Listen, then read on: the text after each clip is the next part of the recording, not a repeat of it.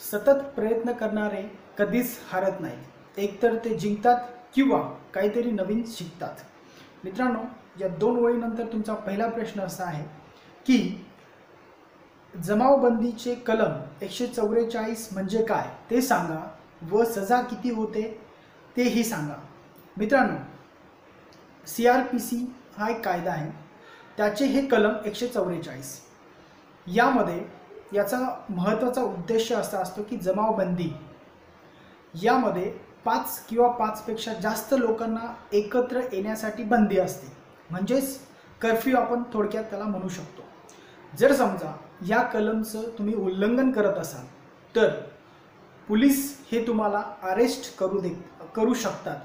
तसेच तुम्हाला या कलमा थ्रू 1 वर्षाची सजा देखील होऊ शकते. तर हा 144 CRPC असा याचा अर्थ कलमाचा. तसेच दुसरा प्रश्न बघूया. न्यायालयात खटला दाखल करायला पैसे नाही तर काय करू? मित्रांनो, बऱ्याचदा अशा काही सिस्टीम आहेत त्यामुळे आपल्याकडे पैसे नसल्यामुळे आपण जो दावा आहे, खटला आहे, तो न्यायालयात दाखल करू शकत नाही. कारण गरीब असल्यामुळे किंवा परिस्थिती आपली नाजूक असल्यामुळे तसं शक्य होत नाही. यासाठी मित्रांनो कायदा आपल्याला मदत करत असतो. जसे ज्या व्यक्तीचे इन्कम हे वर्षाला 50,000 पेक्षा कमी आहे किंवा त्या व्यक्तीची ती परिस्थिती नाही आहे की तो खटला दाखल करू शकतो, त्यावेळेस त्या व्यक्तीने तालुका लेवलचे जे कोर्ट्स असतील किंवा जिल्हा न्यायालय जे असतील तेथे जाऊन चौकशी करावी. तुम्ही तेथे जाऊन चौकशी केल्यानंतर तुम्हाला हे CPC ऑर्डर 33 प्रमाणे हा कायदा आहे, त्याप्रमाणे तुम्हाला जे सरकारी वकील जे आहेत तुमचा खटला चालवण्यासाठी मिळू शकतो, हे लक्षात असू द्या. त्यासाठी तुम्हाला कोर्टात जावं लागेल. यामध्ये CPC ऑर्डर 33 प्रमाणे तुम्हाला असे वकील हे मिळत असतात. तसेच दुसरा प्रश्न आहे, 7/12 व प्रॉपर्टी कार्ड यात काय फरक आहे? मित्रांनो, प्रॉपर्टी कार्ड हे जे असतं हे मालकी पत्र आपण त्याला म्हणतो, ते सिटीमध्ये असतं. ज्या ठिकाणी तुम्ही सिटीत राहतात तेथे सिटी सर्वे असतो आणि हे जे प्रॉपर्टी कार्ड मालमत्ता पत्रक जे आहे ते आपण सिटी सर्वे ऑफिसमधून आपल्याला मिळवता येतं. म्हणजेच तुम्ही सिटीत असताना तुम्हाला प्रॉपर्टी कार्ड हे असते आणि जे गावठाणाबाहेरील जागा असतात म्हणजेच ग्रामीण भागातील ज्या जागा असतात, शेतजमीन असतात, त्या ह्या 7/12 त्यांना असतो. हा याच्यामधला फरक आहे. सिटी सर्वेमधनं तुम्हाला प्रॉपर्टी कार्ड मिळवता येते, तसेच तलाठीकडनं किंवा ऑनलाईन तुम्हाला 7/12 हा मिळवता येत असतो. हा याच्यातला फरक आहे. तसेच प्रश्न आहे इथे, वडील जिवंत असताना संपत्तीमध्ये वाटा मिळू शकतो का? आणि वाटा देण्यास तयार नसतील तर कायदेशीर काय करता येते? मित्रांनो, लक्षात असू द्या, समजा जर मालमत्ता ही वडिलोपार्जित असेल तर तुम्हाला त्या संपत्तीमध्ये वडिलांकडून तुमचा हक्क घेता येतो. परंतु जर समजा मालमत्ता ही वडिलांनी स्वतः कष्टाने कमवलेली असेल त्यावेळेस तुम्ही त्यांच्याकडे तसा हक्क मागू शकत नाही व ते ठरवतील. जर त्यांना वाटलं तुम्हाला द्यायचा तर देऊ शकतात, अदरवाईज तुम्ही तेथे काही करू शकत नाही. म्हणजेच एकंदरीत त्यांना हा कायदेशीर अधिकार आहे. जर त्यांनी स्वतः कष्टाने ती प्रॉपर्टी कमवली असेल तर ते त्या प्रॉपर्टीचे विल्हेवाट लावू शकतात त्यांच्या मर्जीनुसार. तसेच प्रश्न बघूया दुसरा. येथे विचारला गेलेला आहे, कोर्टात दावा कधीही करता येतो का? मित्रांनो, कोर्टात दावा हा कधीही करता येत नाही. म्हणजेच समजा जर काही घटना घटित झाली त्यावेळेस तुम्हाला एक टायमिंग असतो, त्या टायमिंगमध्येच तुम्हाला कोर्टात दावा दाखल करायचा असतो. याला आपण लिमिटेशन ॲक्ट्स असे म्हणत असतो. परंतु तो जो टाईम आहे, वेळ आहे, ती निघून गेल्यानंतर तुम्ही जर दावा दाखल करायचं म्हटलात तर त्यासाठी तुम्हाला कोर्टाला हे त्यांच्या निदर्शनात आणून द्यावं लागेल की आम्ही दावा दाखल करणार होतो पण त्यासाठी का डिले झाला, उशीर का झाला. जर कोर्टाला ते योग्य वाटत असेल तर कोर्ट तुमचा जो दावा आहे तो स्वीकारू शकतो, हे लक्षात असू द्या. तसेच प्रश्न विचारला गेलेला आहे येथे, 7/12 मधील वेगवेगळे शेरे कसे समजून घ्यावेत? मित्रांनो, 7/12वर इतर हक्कामध्ये वेगवेगळे शेरे असतात. आता हे समजून घेण्यासाठी तुम्हाला कायद्याचं जे नॉलेज आहे, ज्ञान आहे ते असणं गरजेचं आहे.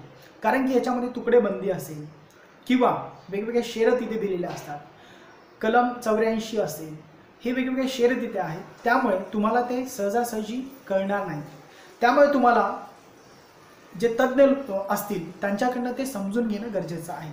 किंवा तुम्ही स्वतः जर त्याचा अभ्यास करत असाल तर डेफिनेटली तुम्हाला ते नक्कीच कळेल. परंतु वेगवेगळे कायदेप्रमाणे तिथे ते शेरे लिहिलेले असतात, हे लक्षात असू द्या.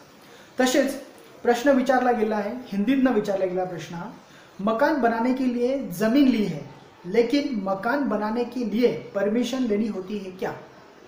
यहाँ पर अगर आप कहीं पर भी ज़मीन लेते हो तो आपको उस पर मकान अगर बनाना है तो आपको वहाँ पर जो अथॉरिटीज़ है, जैसे ग्राम पंचायत होगा या फिर नगर परिषद, नगर पालिका, महानगर पालिका, जो भी है वहाँ का आपको परमिशन लेना ज़रूरी है. तभी आप उस पर लीगली, कानूनी मकान बना सकते हो. दुसरा प्रश्न बघूया आता. इंग्लिशमध्ये हा प्रश्न विचारला गेला आहे, can a common man file a case directly without help of an advocate? Yes, there is no provision in a law. If person want to file a case in a court, then no need to take a advocate for the file the case.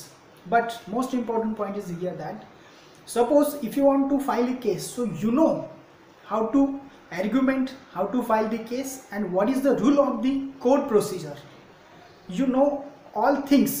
If you know all things, so definitely you can file the case in a court without help of the advocate. Then next question, प्रश्न है, भारत का संविधान पढ़ने पर समझ में नहीं आता, कैसे समझे? यहाँ पर भारत का संविधान जो है उसमें कई सारे आर्टिकल्स दिए हैं और आर्टिकल्स थ्रू वो लिखा गया है और वो समझना काफ़ी डिफ़िकल्ट है. बहुत सारे लोगों को समझ में नहीं आता है क्योंकि उसमें आर्टिकल्स द्वारा लिखा गया है. आपको अगर ये समझना है भारतीय संविधान तो आपको उसे बार बार पढ़ना पड़ेगा या फिर जो तज्ञ लोग हैं उनसे आपको वो समझ लेना पड़ेगा. क्योंकि जो भारतीय संविधान है ये भारत का सबसे बड़ा कानून है, ये आप समझिएगा. वो समझ में आएगा परंतु आपको बार बार उसे पढ़ना पड़ेगा. कोशिश कीजिएगा समझने की, डेफिनेटली आपको समझ में आएगा. नेक्स्ट क्वेश्चन, अगर व्यक्ति 2 शादियां करता है तो दोनों पत्नियों को समान हिस्सा मिलता है क्या? यहाँ पर मैं आपको बताना चाहता हूँ, अगर मान लीजिएगा इंसान 2 शादियां करता है तो जो 2 पत्नियां उस इंसान की है वो दोनों पत्नियों के जो बच्चे हैं उनको जो प्रॉपर्टी उस इंसान की है उसमें अधिकार मिलता है. दोनों को समान अधिकार मिलेगा, दोनों पत्नियों के बच्चों को. परंतु यहाँ पर जो दूसरी पत्नी है उसे बिल्कुल अधिकार नहीं है या फिर उसे उसकी प्रॉपर्टी में बिल्कुल हिस्सा नहीं दिया जाएगा. परंतु पहली पत्नी जो है उसे हिस्सा मिलता है, या दिमाग में रखिएगा. क्वेश्चन पूछा गया है यहाँ पर दूसरा, स्थावर मालमत्तेचा व्यवहार हा कोर्टातून मिळणाऱ्या स्टॅम्प पेपरवर होतो का? मित्रांनो, येथे भारतीय नोंदणी कायदा कलम 17 नुसार जर समजा तुमची स्थावर मालमत्ता आहे आणि तिची किंमत ही 100 रुपयापेक्षा जास्त आहे तर असा व्यवहार म्हणजेच 100 रुपयापेक्षा जो जास्त व्यवहार असेल तो कायदेशीर नोंदणीकृत असावा असं कायद्याचं म्हणणं आहे. आणि जर समजा तुम्ही नोंदणीकृत केला नसेल तर तुम्हाला कायदेशीर राईट्स नसतात तुमचे राईट्स सिद्ध करण्यासाठी. त्यासाठी कुठलाही व्यवहार जो 100 रुपयापेक्षा जास्त आहे तो स्टॅम्प पेपरवर करता येत नाही, तो आपल्याला नोंदणीकृत करणं गरजेचं आहे. तसेच प्रश्न विचारला गेला आहे दुसरा इथे, सामायिक मिळकतीत एका सहहिस्सेदाराने घर बांधले असल्यास काय करता येते? मित्रांनो, समजा 4 भावंड आहेत, सामायिक हिस्सा त्यांचा आहे व त्यापैकी एका भावाने जर त्यावर घर बांधले असेल तर तो जे घर असेल त्याला आपल्याला तोडता येत नाही. कायद्याप्रमाणे, कायद्याचे रूल्स, त्याला आपल्याला तोडता येत नाही. किंवा पाडता येत नाही, कारण ते घर तसंच असणार आहे. परंतु जे इतर हिस्सेदार आहेत त्यांना त्याचा मोबदला देण्यात येतो आणि ते घर पुन्हा एकाकडे जात असतं. म्हणजेच एकंदरीत जर ते घर बांधलेलं आहे तर त्याला न पाडता त्याचा जो मोबदला आहे तो एकत्रित सर्वांना देण्यात येत असतो, अशी त्याची पद्धत आहे. तसेच मित्रांनो, हे काही प्रश्न जे तुम्ही मला विचारले त्याचं उत्तर मी देण्याचा प्रयत्न केलेला आहे. अजून जर तुम्हाला काही क्युरीज असतील, काही डाऊट्स असतील तर डेफिनेटली तुम्ही मला कॉल करा, टेक्स्ट करा किंवा कमेंट्स करा. त्याचं उत्तर मी नक्कीच तुम्हाला देण्याचा प्रयत्न करणार आहे. तसेच अजून तुम्हाला काही 2 ओळी मी सांगतो इथे. स्वतःवर विश्वास ठेवता येणे हा स्वतःचा व दुसऱ्यांचा आत्मविश्वास वाढवण्याचा पहिला टप्पा आहे. तर मित्रांनो, धन्यवाद.